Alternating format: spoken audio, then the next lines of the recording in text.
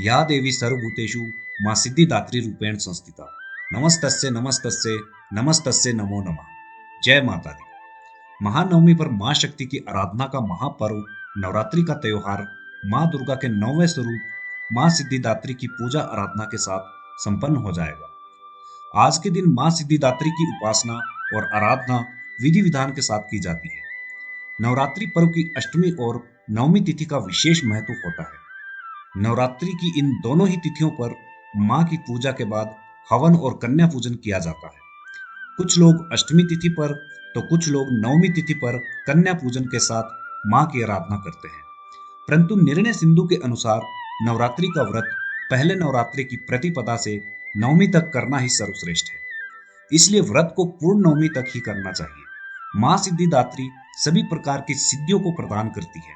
आज के दिन मां की पूजा के बाद हवन और कन्या पूजन किया जाता है। कन्या पूजन के बाद प्रसाद ग्रहण करके व्रत का पालन किया जाता है। तो चलिए अब जानते हैं मां सिद्धिदात्री के स्वरूप, उनकी पूजा के शुभ मुहूर्त तथा माता के प्रिय फल फूल, भोग मंत्र और हवन तथा कन्या पूजन की संपूर्ण पूजा विधि को। माता की पूजा, हवन और कन्या पूजन के शुभ मुहूर्त। चैत्र नवरात्रि शुक्ल नवमी तिथि की शुरुआत 16 अप्रैल 2024 की दोपहर 1:23 पर होगी, जिसकी समाप्ति अगले दिन 17 अप्रैल 2024 को दोपहर 3:14 पर होगी। उदया तिथि के अनुसार चैत्र नवरात्रि की शुक्ल नवमी 17 अप्रैल 2024 को ही मनाई जाएगी और आज के शुभ मुहूर्त इस प्रकार रहेंगे। सुबह का शुभ मुहूर्त है सुबह 5:53 से सुबह 9:06 तक। दोपहर का शुभ मुहूर्त रहेगा दोपहर 3:35 से 6:47 तक। रात का शुभ मुहूर्त है रात 8:11 से रात 10:57 तक। राहु काल का समय रहेगा दोपहर 12:21 से दोपहर 1:57 तक। व्रत पारण करने का समय रहेगा 17 अप्रैल को दोपहर 3:13 के बाद। तो ये थे आज के शुभ मुहूर्त। तो आइए अब जानते हैं माता के स्वरूप। सभी सिद्धियों निधियों के साथ देवी सिद्धिदात्री ही नवरात्रि उपासना का फल प्रदान करती है। कमल के आसन पर विराजमान मां सिद्धिदात्री को महालक्ष्मी का स्वरूप भी माना जाता है। 4 भुजाओं वाली मां सिद्धिदात्री अपने हाथों में कमल पुष्प, शंख, चक्र और गदा धारण किए हुए शेर की सवारी करती है। मां सिद्धिदात्री को लाल और पीला रंग बहुत प्रिय है, इसलिए पूजा में लाल या पीले वस्त्रों को धारण करें। और माता को कमल का फूल बहुत पसंद है, इसलिए पूजा में कमल का फूल और लाल तथा पीले फूल अर्पित करने चाहिए।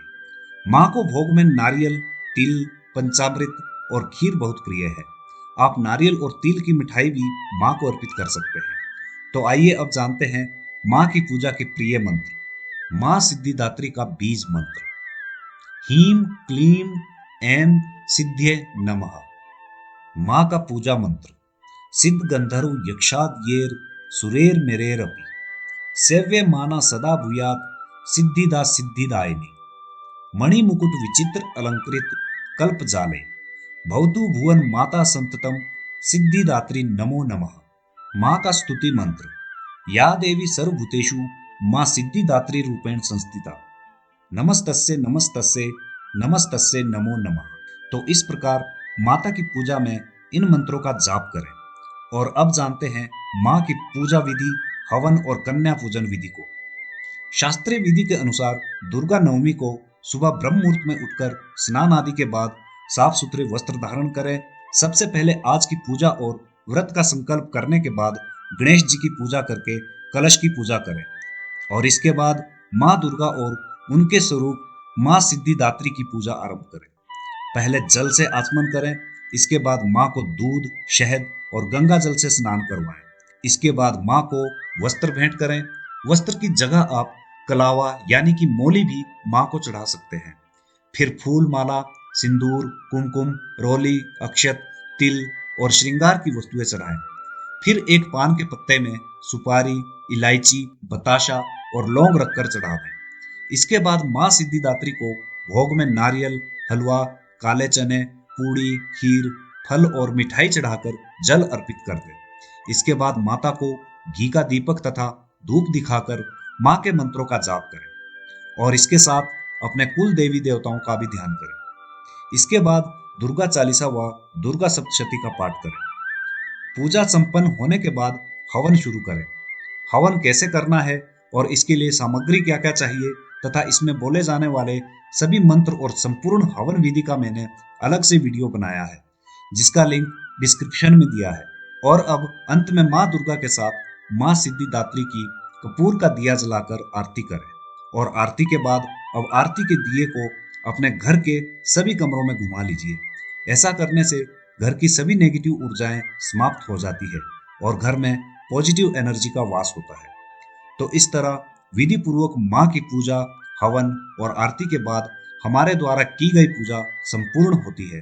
और अब अंत में माता से अपने घर परिवार की सुख समृद्धि के लिए आशीर्वाद मांगे और आपके द्वारा की गई पूजा के लिए क्षमा याचना करें। ऐसा हम इसलिए करते हैं, अगर भूल से भी पूजा में कोई वस्तु कम या ज्यादा हो जाए या पूजा करते समय कुछ गलतियां हुई हो तो माँ से हम इन गलतियों को माफ करने और पूजा करने के लिए याचना करते हैं। क्षमा याचना के लिए आप माता से इस तरह भी याचना कर सकते हैं, हे दुर्गे माँ, ना तो मैं आपको बुलाना जानता हूँ और ना ही आपको विदा करना जानता हूँ। मैं तो पूजा करना भी नहीं जानता हूँ। कृपा करके हे माते, आप मुझे क्षमा करें।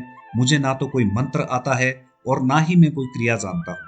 मैं तो ठीक तरीके से सच्ची भक्ति करना भी नहीं जानता हूँ। अपने निस्वार्थ और भक्ति भावना से आपकी पूजा कर रहा हूँ। हे माते, कृपा करके आप मेरी सभी भूलों को क्षमा करें और मेरे द्वारा की गई इस पूजा को संपन्नता प्रदान करें। तो इस तरह क्षमा याचना के बाद 2 से 10 साल की 9 कन्याओं और एक बालक को सम्मान पूर्वक भोजन के लिए आमंत्रित करें। जब कन्याएं घर पर पधारती है तो उनका स्वागत करते हुए उनके चरण धोएं और उन्हें उचित स्थान पर बैठाकर कन्याओं के माथे पर अक्षत और कुमकुम लगाकर चुनरी ओढ़ाएं और फिर भोजन करवाएं। भोजन के बाद कन्याओं को सामर्थ्य अनुसार दक्षिणा या उपहार दें और पैर छूकर उनका आशीर्वाद लें और फिर उन्हें विदा करें। इसके बाद ही आप अपने व्रत का पारण करें और भोग का प्रसाद ग्रहण करें। तो दोस्तों, दुर्गा नवमी के दिन इस तरह माँ की विधि पूर्वक पूजा, हवन और कन्या पूजन के बाद हमारे नवरात्रि के 9 दिनों की पूजा संपूर्ण होती है तथा इस विधान से की गई पूजा उपासना को माँ नव दुर्गा अवश्य स्वीकार करती है और पूजा उपासना के बाद प्रसन्न होकर माँ हमारी सभी मनोकामनाएं पूर्ण करती है और माता हमारे दुखों को दूर करके हमें सुख समृद्धि प्रदान करती है। तो दोस्तों, अगर आपको इस वीडियो में दी गई जानकारी पसंद आई हो तो प्लीज हमारे चैनल को लाइक और सब्सक्राइब करें। धन्यवाद। जय माता दी।